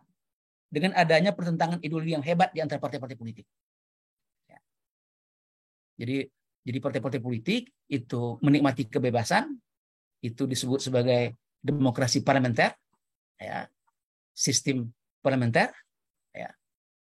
Sehingga pertentangan antar partai itu luar biasa. Pertentangan ideologi, pertentangan antar partai, kemacetan konstituante, dan pemberontakan daerah. Itu gangguannya itu, ya. Membuat tidak adanya kestabilan politik yang diperlukan untuk membangun bangsa, termasuk pembangunan politik. Tidak banyak yang bisa dilakukan oleh bangsa ini untuk membangun politiknya, karena sibuk berkonflik. Ketidakstabilan politik dan tidak berhasilnya konstituante menghasilkan UUD baru, pengganti UUD S50, membuka peluang bagi Soekarno untuk tampil sebagai penguasa tunggal Indonesia dengan dikeluarkannya Dekret Presiden 5 Juli 59. Jadi 50 sampai 59 itu adalah usaha untuk menegakkan demokrasi. Gagal. Nah, ini banyak teorinya nih. Ada yang mengatakan itu rekayasa Bung Karno. Itu antara Buyung Nasution itu mengatakan, ya. Kalau saya melihatnya tidak, ya, terlalu hebat Soekarno untuk bisa merekayasa konstituante, ya. Itu memang kesalahan kita, ya, dalam berdemokrasi, sehingga ada ketidakstabilan politik, dan itu digunakan oleh Bung Karno semenjak tahun 57, ya. Bung Karno menghimpun ABRI, ABRI, lalu kemudian golongan fungsional disatukan, dia dukung sejumlah partai politik yang mendukung dia, itu, ya. Akhirnya Bung Karno memang menjadi penguasa tunggal, ya. Jadi ini adalah kasus pertama pembangunan politik ke arah demokrasi itu menghasilkan pemerintahan otoriter, ya. Terus yang ketiga, Soekarno melakukan berbagai pembangunan politik setelah 59. terjadi proses pemusatan kekuasaan di tangan Presiden Soekarno. Ini hebatnya Bung Karno ini. Dengan melakukan antara lain pelemahan fungsi partai politik, pelemahan DPR, pelemahan MPR. Ya. Tidak adanya rencana mengadakan pemilihan umum. Ini pada masa Orde Lama itu memang tidak pernah rencana pemilu disebut sekalipun. Ya. Karena memang Bung Karno tidak suka dengan demokrasi parlementer. Pemilu itu adalah ciri demokrasi parlementer. Ya. Sikap yang keras oposisi. Kita tahu semua itu ya. Banyak tokoh-tokoh ditangkap dan hilangnya kebebasan berbicara dan berpendapat. Ya. Jadi Bung Karno memang konsentrasi of power upon the president. Itu bunyi penjelasan UUD 45 ini. Ya. Concentration of power upon the president. Itu penjelasan UUD 45 yang asli. Yang kemudian dibuang itu oleh MPR tahun 2001-2002 itu. Perhatian Presiden Soekarno lebih banyak diberikan pada membangun citra Indonesia yang hebat di dunia internasional. Dengan mengabaikan pembangunan politik demokratis dan pembangunan ekonomi.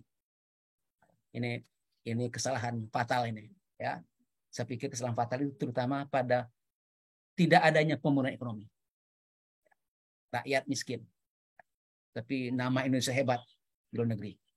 Ya. Semua orang di dunia ini kenal nama Bung Karno. Tapi mereka tidak tahu rakyatnya miskin. Ya. Nah, ini kemudian ditutup dengan pemberontakan G30S PKI. Yang disusul oleh demo besar-besaran oleh mahasiswa dan pelajar, kami dan KAPI. Di seluruh Indonesia. Dan impeachment terhadap Presiden Soekarno oleh MPRS pada tahun 68. Yang menutup masa Orde Lama. Ya. Jadi memang pahit ini. Ya. Pembangunan politik Orde Lama itu gagal lagi. Ya. Dia berusaha untuk otoriter, gagal juga. Ya. Berusaha demokrasi sebelumnya, tahun 50-an, gagal juga. Jadi ini memang pengalaman kita ini. Ya. Terus, ya. Nah, ini. Ya. Sekarang saya masuk ke Orde Baru. Setelah Orde Lama tumbang, ini mungkin yang lahir setelah tahun 2000 ini mungkin belum gitu paham ini apa Orde Lama dan Orde Baru. Ya. Setelah Orde Lama tumbang, muncul Orde Baru. Setelah rezim Soekarno itu tumbang, ya, dengan jatuhnya Bung Karno oleh MPR tadi, oleh MPRS, lalu muncul Orde Baru. Nah, jadi ini harap dipahami oleh para mahasiswa. Orde Lama itu mengacu ke rezim Soekarno. Ya. Orde Baru adalah orde yang ingin berbeda dari Orde Lama. Namanya Orde Baru. Ya. Sebab ada di kalangan mahasiswa yang beranggapan Orde Lama itu juga termasuk masa tahun 55-59. Bukan. Ya. Itu bukan Orde Lama. Orde Lama mengacu kepada pemerintahan Soekarno. Yang ditandai dengan demokrasi terpimpin itu. Ya. Orde Baru adalah orde yang menggantikan Orde Soekarno dan ingin menciptakan demokrasi. Nah, nanti agak kita lihat. Ya. Nah. Jadi mengharapkan terjadi demokrasi di Indonesia.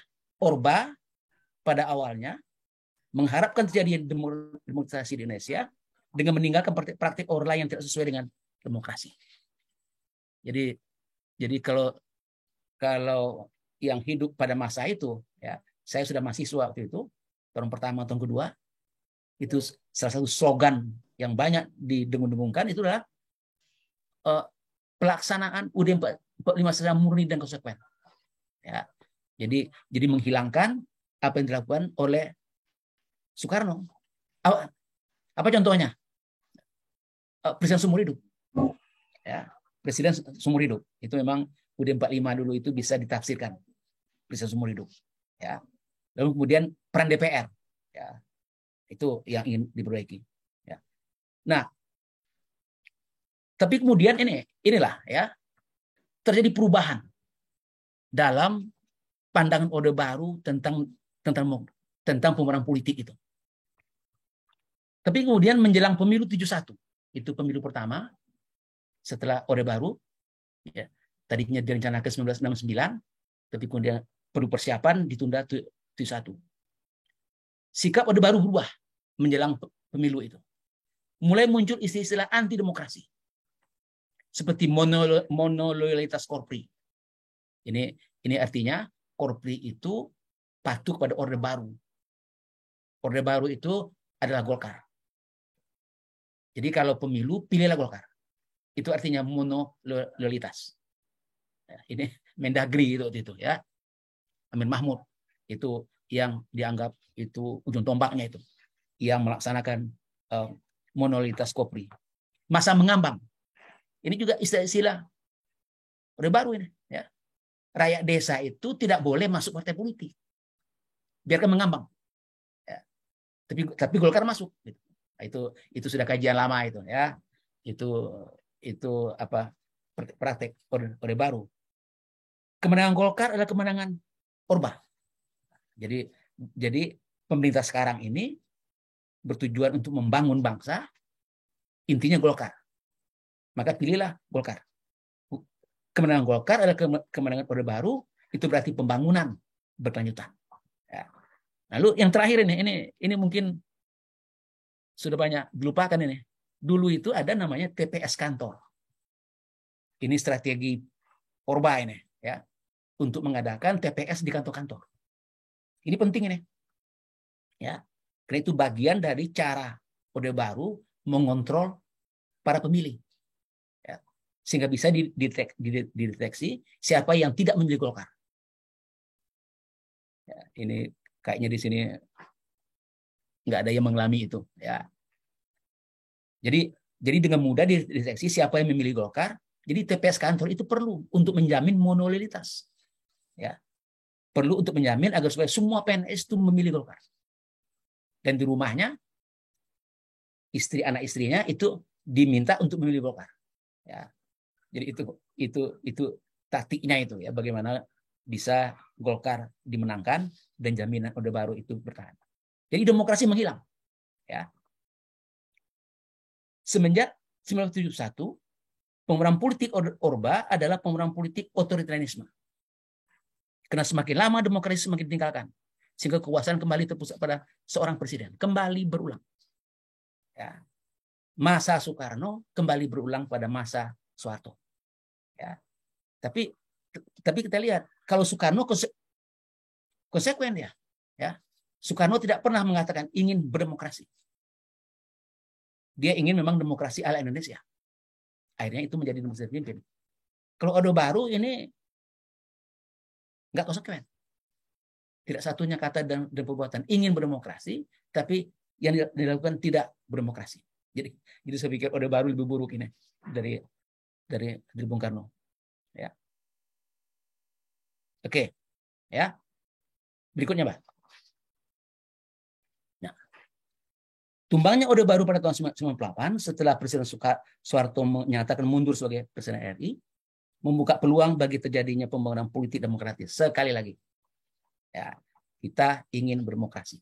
Ini yang ketiga kalinya. Awal 50-an, awal 66, 67, 68, 66, 67, 68, lalu 98, 99, 2000, 2001. Jadi kita sudah mengalami tiga hal yang sama. Ya. Pada masa setelah 98 itu, tuntutan rakyat bagi demokrasi sungguh luar biasa hebatnya. Sehingga dapat memaksa pemerintah mengikuti apa saja yang diinginkan oleh rakyat. Apa contohnya? Ya. Para tokoh masyarakat mulai membentuk sejumlah besar partai politik. Ada yang menghitung itu sampai 150 partai politik pada akhir tahun 98. Ada 150 partai politik. Membentuk sejumlah besar partai politik setelah mundurnya Soeharto tanpa menunggu izin dari pemerintah. Padahal ini ironinya, padahal undang-undang partai politik dan Golkar yang masih berlaku waktu itu hanya mengenal dua partai politik, PDIP dan P3 dan Golkar. Ini agak aneh ini ya. Jadi undang-undang partai politik itu namanya undang-undang partai politik dan Golkar. Karena Golkar bukan partai politik. Jadi oleh karena itu, praktek Orde Baru itu adalah ada 2 partai politik dan 1 Golkar. Nah, itu saya juga ikut berdebat itu. Waktu itu pernah debat di Tempo, ya. Dan kemudian dijawab oleh mantan mahasiswa saya. Siapa ini? Mantan anggota DPR, Theo Sambuaga. Mahasiswa saya itu di S1 Ilmu Politik. Saya bilang Golkar itu adalah partai politik. Dibantah oleh Theo Sambuaga sesuai dengan kepentingan politik Golkar waktu itu. Ya, saya bicara berdasarkan teori ilmu politik. Dia bicara soal kepentingan politik, beda. Ya. Oke. Ya. Nah, undang-undang ini terjadi penggunaan politik di Indonesia. 98, 99, 2000, 2001, 2002, 2003. Undang-undang partai politik, undang-undang pemilu, undang-undang Susduk namanya, undang-undang MPR, DPR, DPRD, segera direvisi. Sehingga dihasilkan undang-undang yang demokratis. Lalu disusul oleh undang-undang pemerintah daerah, undang-undang pilkada langsung, dan undang-undang pemilihan presiden. Kesemuanya menjadi basis bagi pembangunan politik demokratis di Indonesia. Ya. Jadi memang dengan cepat itu dipersiapkan, ya, dilakukan reformasi hukum, ya, untuk mendukung demokratisasi. Ya, oke. Berikutnya. Nah, jadi kemudian diikuti dengan amandemen UUD 45 tahun 2001, 2002, 2003, 2004. Ya. Jadi reformasi hukum adalah basis bagi pembangunan politik di Indonesia. Ya. Nah, seperti apa penyampaian itu? Setelah 2005 dengan dilaksanakannya pemilihan presiden dan kepala daerah secara langsung, pembangunan politik di Indonesia sudah mencapai puncaknya. Saya pikir itu sudah maksimal yang kita lakukan. Nggak ada lagi yang lain yang perlu kita lakukan. Karena semua ketentuan kelembagaan yang disyaratkan oleh demokrasi telah dipenuhi oleh Indonesia. Jadi semua syarat demokrasi sudah dipenuhi. Bahkan berlebihan. Ya. Apa contohnya? Sebenarnya kalau judicial review cukup Mahkamah Agung. Nah, tapi kita enggak. Perlu ada MK. Ini. Perlu ada MK. Yang khusus melakukan judicial review terkait dengan kesesuaian dengan Undang-Undang Dasar 45. Ya. Wah, apalagi KPU itu, aduh, itu udah luar biasa. Lembaga-lembaga itu udah luar biasa, sudah berlebihan. Ya. Tapi semua syarat kelembagaan sudah dipenuhi. Nah, ini saya mulai melihat kelemahannya. Namun keberhasilan dalam pembangunan politik demokratis tidaklah serta-merta menghasilkan kemajuan dan kemakmuran rakyat. Ini salah satu yang perlu dipahami dalam demokrasi. Tidaklah serta-merta menghasilkan kemajuan dan kemakmuran rakyat. Jadi kalau sudah pemilu itu rakyat pasti makmur. Enggak. Ya. Pemilu itu tidak memakmurkan rakyat. Pemerintah yang mampu yang memampukan rakyat. Ya. Demokrasi adalah alat untuk menghasilkan pemerintahan dipilih oleh rakyat. Alat. Keberhasilan pemerintah membawa kemajuan dan kemakmuran rakyat ditentukan oleh kualitas para pemimpin yang dipilih oleh rakyat. Bukan pemilu. Kualitas orang yang dipilih oleh rakyat.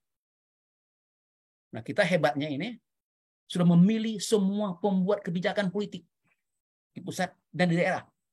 Itu luar biasa itu, ya, saya pikir.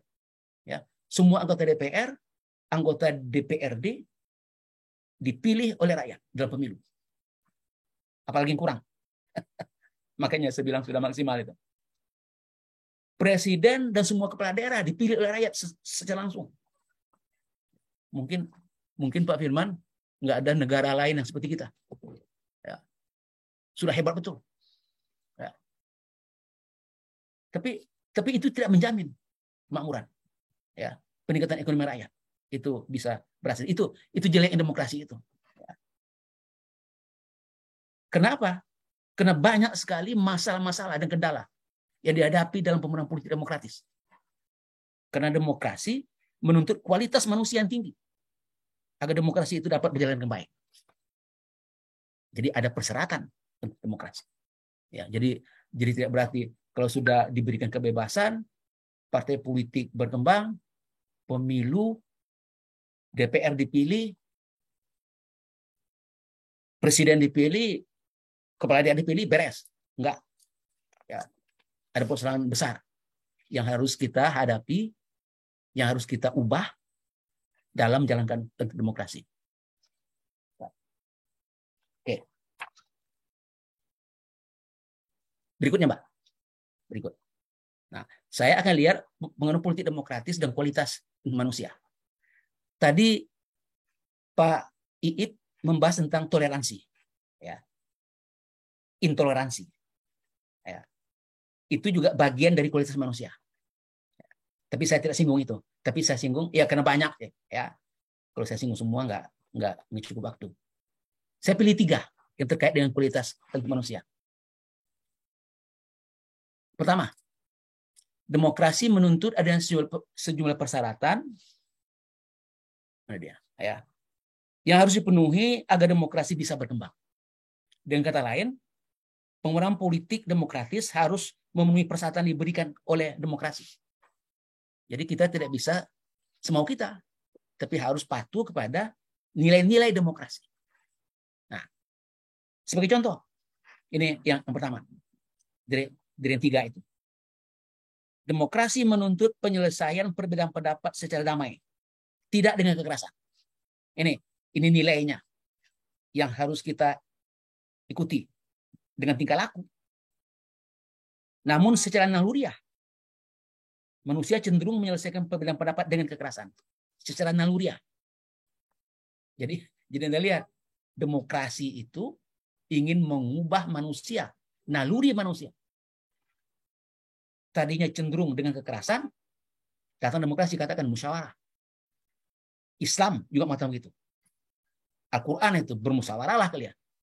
Demokrasi juga. Ya. Orang cenderung menggunakan kekerasan, memukul, membunuh orang lain, mengancam orang lain. Ya. Demokrasi mengatakan jangan.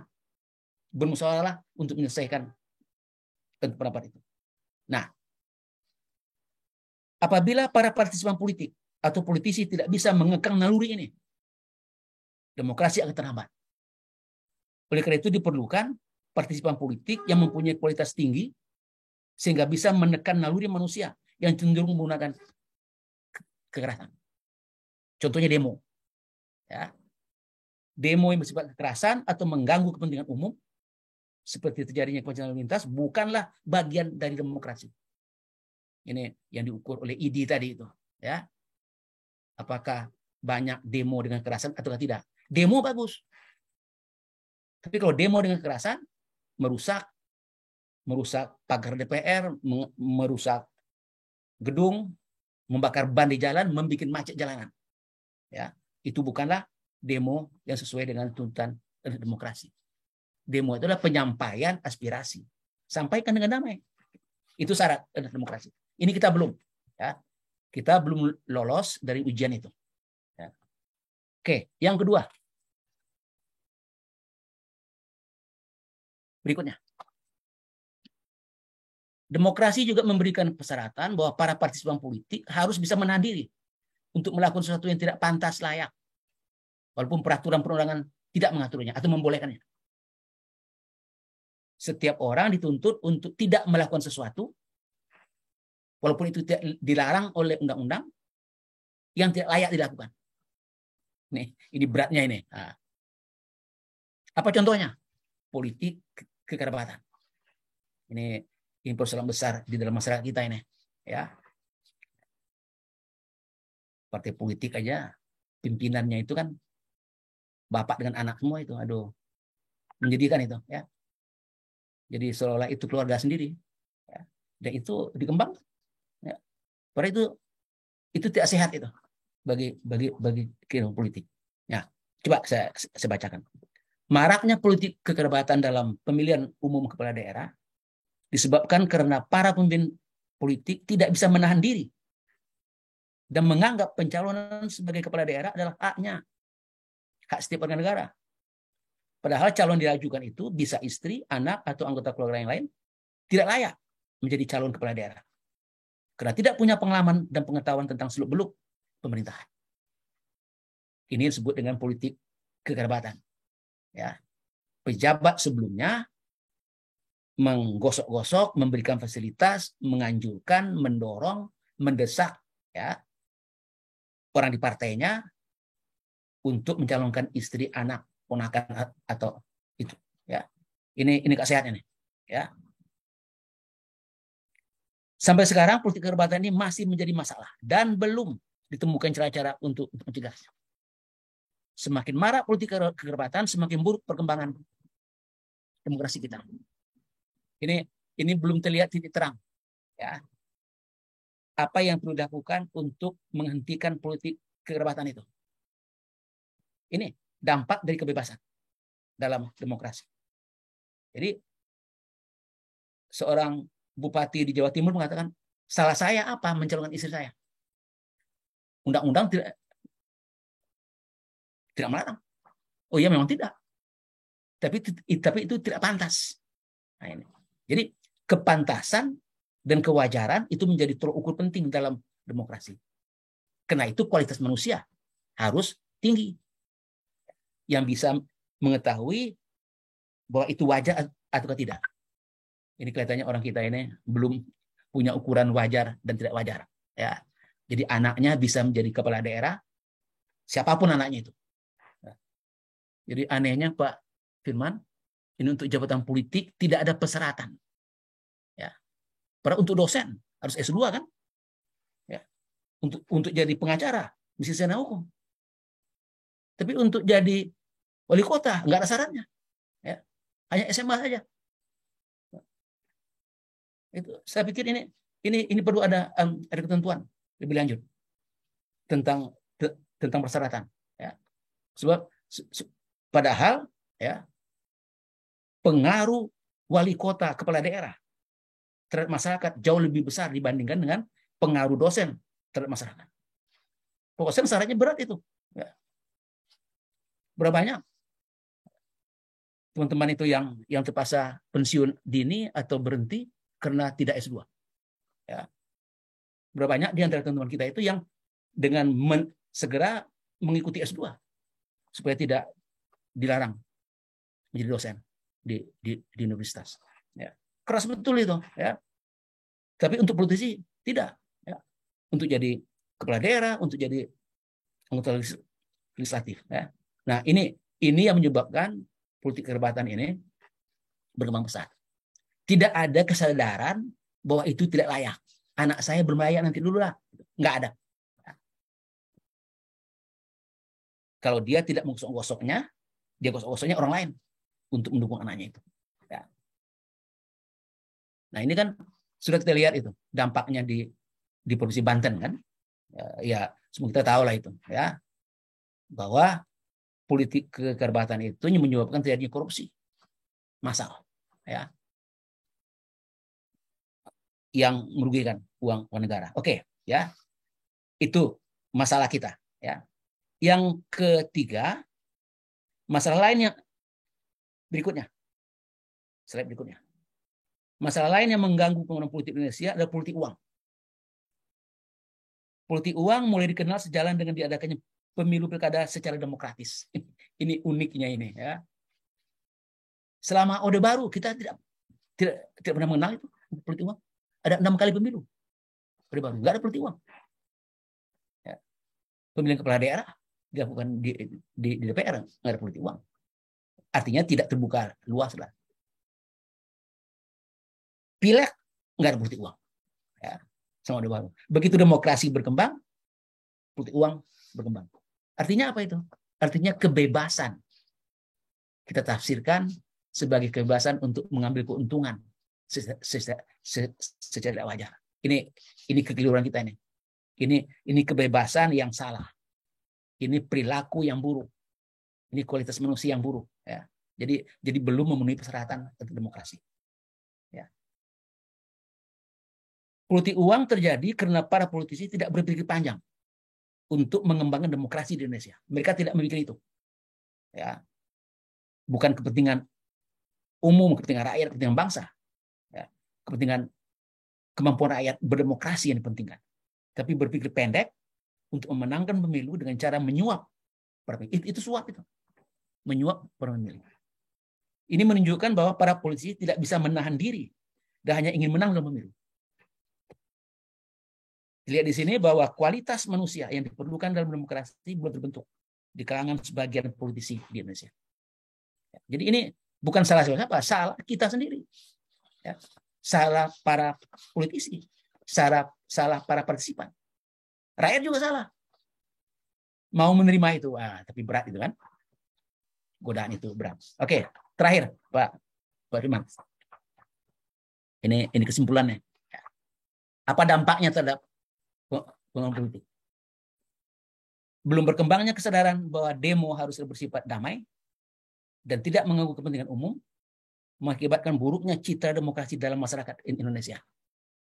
Demo dianggap identik dengan kemacetan lalu lintas dan kerusakan fasilitas umum. Sehingga banyak yang bilang, wah demo lagi. Ya, coba itu. Ya, buruk citra politik karena buruknya kualitas manusia. Artinya, belum memenuhi syarat untuk menjalankan demokrasi. Yang kedua, politik kekerabatan. Politik kekerabatan menyebabkan rendahnya kualitas pemimpin. Karena banyak kepala daerah yang tidak mempunyai kemampuan memerintah. Ini adalah salah satu sebab mengapa demokrasi Indonesia tidak menghasilkan perbaikan kehidupan rakyat. Ini sebabnya ini. Ya. Kenapa demokrasi yang sudah kita jalankan lengkap sudah. Apa yang kurang? Saya bilang ke mahasiswa saya di kelas. Ya. Kalau seandainya ada orang asing bertanya ke saya, "Hei Bung, Anda sudah melakukan demokratisasi? Anda sudah melakukan pembangunan politik?" Iya. Ya. Ada lagi nggak yang perlu Anda ubah untuk bisa membuat demokrasi ini lebih baik? Saya jawab tidak ada. Lengkap. Kebebasan partai politik, pemilu yang bebas, rakyat bebas memilih dalam pemilu, DPR yang punya kewenangan yang besar, presiden yang punya kewenangan yang jelas, kepala daerah yang punya kewenangan, DPRD yang punya kewenangan. Nggak ada lagi yang diperlukan, ya. Tapi tidak menghasilkan perbaikan hidup rakyat. Yang ketiga, politik uang menyebabkan para pemilih tidak memilih berdasarkan kemampuan dan rekam jejak dalam pilkada, sehingga yang terpilih bukanlah calon yang terbaik. Ini sebenarnya dalam voting behavior, ya, itu disebutkan kenapa apa sebenarnya pemilu itu, apa gunanya bagi pemilih. Pemilu itu gunanya bagi pemilih adalah untuk menentukan orang yang akan duduk sebagai pembuat kebijakan politik, yang akan mengeluarkan kebijakan, yang akan mengikat, yang akan mengenai para pemilih itu. Ya. Oleh karena itu, dalam voting behavior disebutkan rakyat haruslah memilih orang yang menurut dia akan mengeluarkan kebijakan yang sesuai dengan pandangan para pemilih itu. Ini belum. Ya. Ini masih teori kita. Ya. Masih jauh. Ya. Sehingga akibatnya para pemilih itu sampai sini, ini juga membuat para kepala daerah yang terpilih atau juga anggota DPR, DPRD yang terpilih tidak peduli dengan kepentingan rakyat. Karena urusan dengan rakyat sudah selesai setelah dia terpilih. Ya. Jadi seperti orang jual beli. Ya. Saya calon wali kota, saya kasih uang kepada pemilih, pilih saya. Itu jual beli. Saya beli hak suara Anda. Setelah jual beli, Anda bawa uang, saya bawa hak suara Anda. Selesai. Nggak ada urusan saya dengan para pemilih. Ya. Oleh karena itu, wajar kalau orang yang dipilih itu tidak memperhatikan kepentingan rakyat. Ini teori dalam voting behavior. Oleh karena itu, wajar. Ya. Jadi politik uang ini wajar kalau orang yang dipilih itu tidak memperhatikan kepentingan rakyat. Karena transaksi sudah selesai. Sekarang saya yang menduduki jabatan ini dan saya bekerja menurut apa yang saya inginkan. Jadi konsekuensinya itu. Nah, karena itu ya demokrasi belum menghasilkan perbaikan rakyat. Jangan salahkan orang, salahkan rakyat. Itulah ya. Salahkan para pemilih. Nah, oleh itu Bung Firman ya, ini akademisi ya, LSM ini seharusnya melakukan apa yang disebut dengan voters education. Ya, pendidikan untuk para pemilih. Ini tugas berat ini. Ya. Karena kalau para pemilih tetap seperti sekarang ini, ya, memilih karena uang, ya, memilih karena kagum, memilih karena pokoknya, ya, itu demokrasi kita rusak. Ya, jadi demokrasi kita tidak akan menghasilkan orang-orang yang berkualitas, ya, yang akan bisa membawa kita ke arah kemajuan. Jadi memang yang salah kita ini, ya, bukan politik yang tidak sesuai, ya. Nah, jadi yang saya khawatirkan ini Bung Firman, terakhir ini saya tidak tulis ya. Yang saya khawatirkan ini adalah ya, kegagalan berlarut dari demokrasi ini. Ya. Itu mengakibatkan munculnya tokoh-tokoh yang anti demokrasi di Indonesia. Seperti 2 periode sebelumnya. Ya. Dan dengan mudah mereka berkampanye, lihat apa gunanya demokrasi itu. Ya. Kalau Bung Karno dan Soeharto tidak pernah mengatakan begitu. Dia diam-diam. Ya. Kalau Soekarno memang dari awal anti demokrasi. Konsekuen dia. Ya. Dari awal sampai akhir hidupnya anti demokrasi. Pro komunis. Ya. Pak Harto ini iya tapi tidak. Ingin demokrasi tapi tidak. Nah, ini akan muncul orang seperti ini. Ya. Masa untuk ketiga kalinya kita akan mengalami seperti itu. Ya. Ketidakberhasilan pembangunan politik yang demokratis akan membuka peluang bagi munculnya tokoh-tokoh agitator yang anti demokrasi. Dan ini akan didukung oleh rakyat. Ya. Karena memang melihat apa gunanya. Kan sudah ada istilah itu. Enak zaman kuto. Itu jangan main-main itu. Ya. Itu kalau difahami sungguh-sungguh itu serius itu. Ya. Zaman Pak Harto lebih bagus. Ya. Zaman demokrasi ini buruk ini. Nah, itu. Nah, saya percaya bahwa banyak di antara tokoh kita ini yang anti demokrasi. Ya. Pada dasarnya, ya, pemimpin di dunia ketiga itu adalah anti demokrasi. Ya, karena mereka ya latar belakang kultur. Ya, artinya demokrasi itu belum ya mendarah daging di dalam bangsa kita. Ya. Nah itu Bung Firman ya yang ingin saya sampaikan. Terima kasih banyak. Ya. Assalamualaikum warahmatullahi wabarakatuh. Waalaikumsalam warahmatullahi wabarakatuh. Terima kasih Prof. Bu Ratnia, ini kalau saya sih seperti merasa kembali kuliah lagi sama Prof. Maswadi nih di ruang DK dulu Prof. Ingatkan kembali ya. Kita akan order waktu kuliah. Sangat komprehensif ya, saya pikir apa yang disampaikan Prof. Maswadi. Jadi kita bicara soal pembangunan politik sebagai studi yang mempelajari upaya, dan tadi katakan Prof. Maswadi juga masalah-masalah ya, yang dihadapi suatu negara dalam membangun sistem politik yang kuat dan efektif kan begitu. Ya. Ternyata tadi penjelasan Prof. Maswadi ya yang komprehensif tentang pembangunan politik kita sejak tahun 49 paling tidak, sejak zaman RIS sampai hari ini ternyata melahirkan banyak catatan begitu ya. Cita-cita demokrasi, pembangunan yang demokratis itu ternyata mengalami dinamika yang jatuh bangun.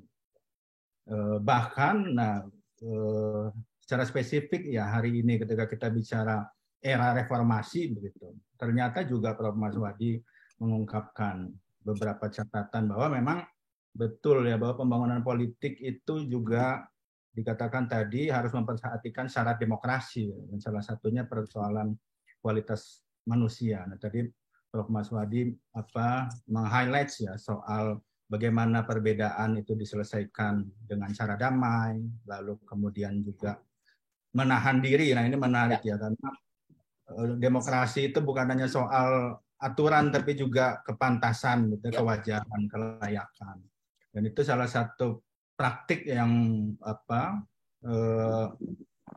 keluar dari itu, misalnya soal politik kerabatan dalam pilkada. Itu juga menarik, Prof, karena di Jawa Barat itu salah satu problem besar gitu ya. Politik dinasti yang bahkan di beberapa daerah, misalnya Cimahi, Cianjur, Bogor, itu Banjar, itu ya terlibat kasus korupsi pada akhirnya. Lalu juga soal politik uang, saya pikir betul. Dan tadi yang terakhir ya, menurut saya catatan yang perlu betul-betul kita perhatikan, karena Prof. Mas Wadi mengingatkan kita bahwa ketika konsolidasi demokrasi itu gagal, maka kemudian akan muncul orang-orang kuat yang anti demokrasi yang didukung oleh rakyat, dan itu akan mengembalikan kita kepada masa yang atau rezim yang tidak demokratis. Baik, kita punya waktu sekitar 15 menit mungkin ya. Saya pikir banyak pertanyaan ini. Saya pikir nggak akan bisa menampung semua, tapi mungkin ada beberapa pertanyaan yang bisa ditujukan baik ke Prof. Mas Wadi maupun kepada Pak Iip. Saya persilakan. Siapa yang ada di antara audiens yang ingin bertanya, merespons tadi paparan dari beliau-beliau?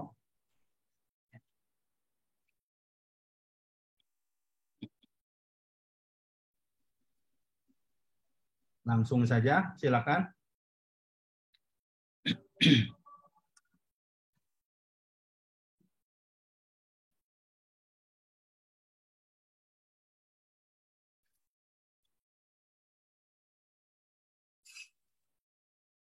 Ada ya? Ada. Prof. Zul mungkin, silakan Prof. Ada. Iya. Saya sangat sependapat dengan Prof. Karena kalau kita bandingkan Indonesia dengan Jepang, ya kita sama-sama merdeka. Jepang juga 45, kita juga 45.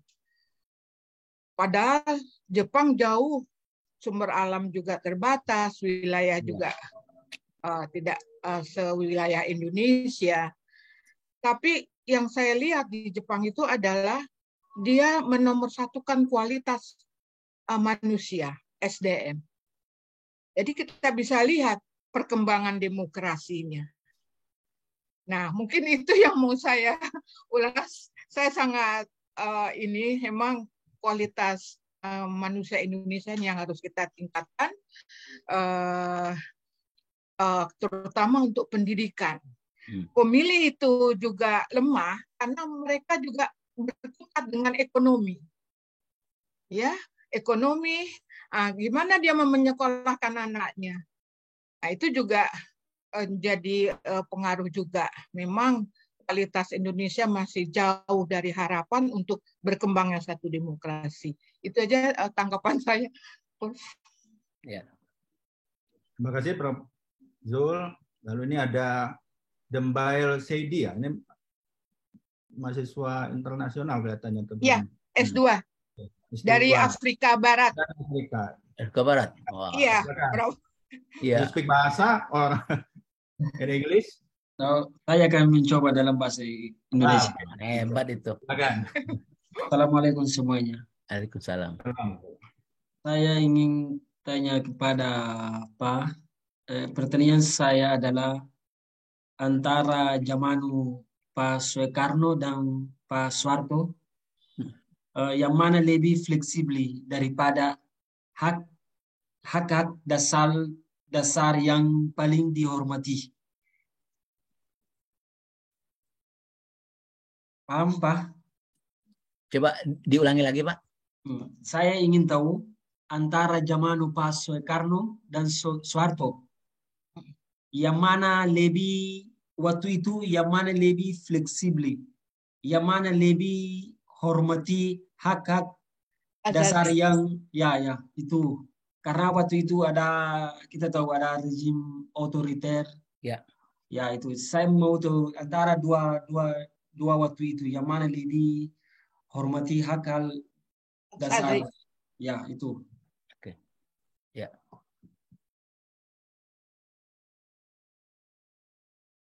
Silakan Bro, bisa langsung ditanggapi.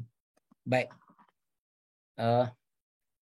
Ini Anda pernah baca atau dengar tentang Soekarno ya, Bung Seidi? Ya. Ya, ya. Anda pernah baca dengar tentang Soekarno? Ya. Apa yang Anda dengar tentang Soekarno? Soekarno. Dia adalah pertama presiden Indonesia. Ya. Ya, dia juga adalah militer. Karena dia yang kasih merdeka ke Indonesia. Dia sipil, Pak. Oh, iya, sipil ya. Pak Soeharto yang Soeharto jenderal. Ya, oke, baik. Terima kasih. Saya juga tahun 70-an itu waktu keluar negeri itu yang ditanyakan orang-orang itu adalah mahasiswa dari Afrika, dari Timur Tengah, dari Amerika Latin. Ya. Apa salahnya Soekarno? Ya. Kenapa Anda pecat dia? Gitu. Ya. Kan orang hebat itu. Oh iya memang. Ya. Orang luar taunya hebat itu. Hebat itu. Ya siapa sih bilang Soekarno nggak hebat? Ya. Mungkin kalau tanpa Soekarno kita tidak akan merdeka. Saya yakin betul itu. Kalau nggak ada Soekarno kita nggak merdeka. Ya. Dia adalah bapak bangsa ini. Ya. Tapi bapak bangsa itu ya kita nilai berdasarkan apa yang dilakukan dia sebagai pemimpin. Ya. Dulu bagus. Ya. Sekarang ya kemudian ada perubahan-perubahan. Ada semakin terlihat dalam prakteknya terjadi hal-hal yang tidak sehat bagi demokrasi. Ya. Nah, keduanya mirip itu, Bung Sidi ya. Cuma bedanya ada ya. Soekarno ini tadi saya sampaikan, Soekarno ini memang dari awal itu tidak setuju dengan kebebasan dalam demokrasi liberal. Karena kebebasan bagi Soekarno itu menghancurkan. Oleh karena itu partai itu bukan suatu yang penting untuk demokrasi. Tapi itu indikator terpecah belahnya masyarakat. Partai politik itu pemecah belah bangsa. Itu kata Bung Karno. Jadi karena itu partai politik itu jangan diberikan kebebasan. Gitu. Jadi memang HAM itu ya beberapa hal itu nggak diikuti ya oleh Bung Karno. Ya. Nah cuma bedanya Bung Karno itu dari awal itu sudah mengatakan begitu sampai akhirnya. Ya. Itu sama dengan dukungan Bung Karno terhadap Marxisme, komunisme. Ya. Sebenarnya kalau tahun 65, 66, 67 itu ya Bung Karno mengatakan PKI bersalah. Selamat ya. Ya. Katakan saja dua kata itu. PKI bersalah. Selesai udah. Ya. KMI, KPPI itu akan berbalik dukung Bung Karno. PKI bersalah, layak dihukum. Nah, itu selesai. Tapi Bung Karno mengatakan tidak. Ya. Makanya dia bilang itu. Ini juga mungkin banyak yang iya karena memang belum lahir mungkin ya. Banyak yang mengatakan ini ya. Jas merah. Ya. Oh, itu kita harus ingat jas merah. Itu pidato Bung Karno pada di pertanggungjawaban Bung Karno di MPRS tahun 67. Ya. Itu judulnya ada jangan sesekali meninggal sejarah, jas merah. Itu banyak orang-orang sekarang ini yang nggak paham, mengacu ke itu sebagai contoh. Itu bagus tuh. Itu ada pidato Bung Karno yang membela PKI. Ya. Di depan MPRS membela PKI, PKI tidak salah, PKI ini adalah bagian dari bangsa ini. PKI tidak bisa ditinggalkan oleh bangsa ini. Kalau ditinggalkan ada salah. Di depan MPR, Bung Karno masih membela PKI. Marah. MPRS. Ya. Jadi jas merah itu adalah kalian ini jangan sekali meninggalkan PKI. PKI itu berjasa di Indonesia ini. Bagian dari RI. Itu isi jas merah itu. Ya. Nah, kalau Pak Harto, Bung Seydi, ini memang tidak konsisten, tidak konsekuen. Ya. Katanya mau berdemokrasi, katanya mau hak asasi manusia, tapi hak asasi manusia dilanggar. Ya. Tapi seperti semua penguasa otoriter, ya, pembenaran pelanggaran terhadap hak asasi manusia adalah untuk kelangsungan Orde Baru. Yang tiga prinsip itu, apa istilahnya itu?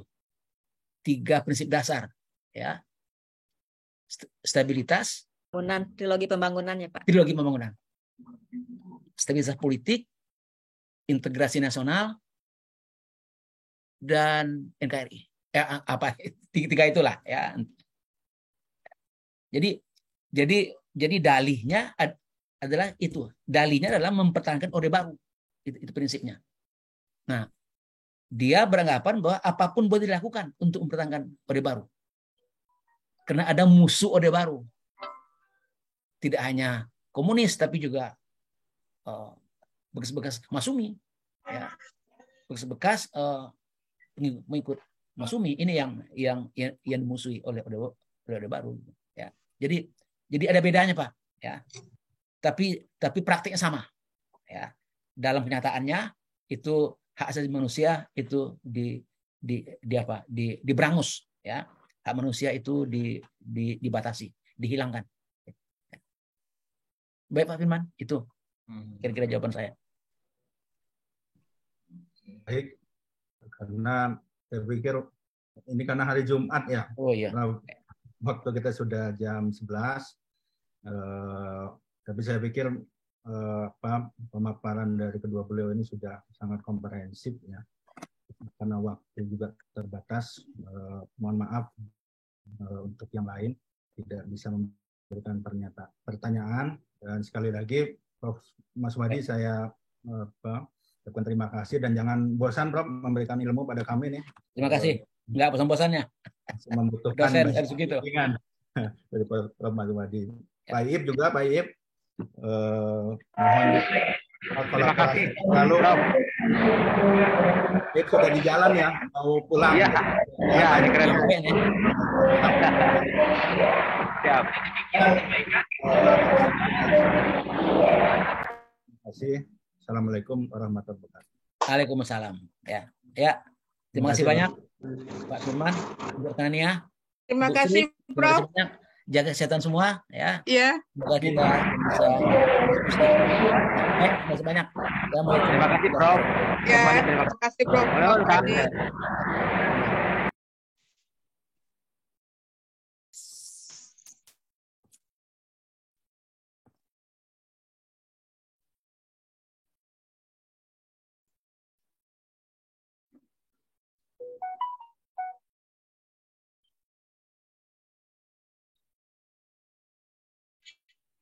Langsung ditutup aja Bu Ratnya apa gimana? Ya. Ana silakan MC. MC-nya mangga. Sudah langsung gitu ya. Baik.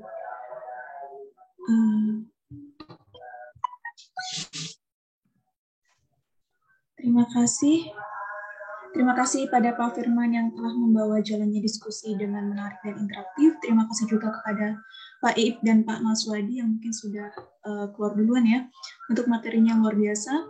Bagi yang ingin menyimpan materinya untuk dipelajari kembali bisa cek di kolom chat Zoom, materinya sudah dibagikan dan bisa langsung di-download. Terima kasih juga pada para peserta untuk diskusinya yang luar biasa.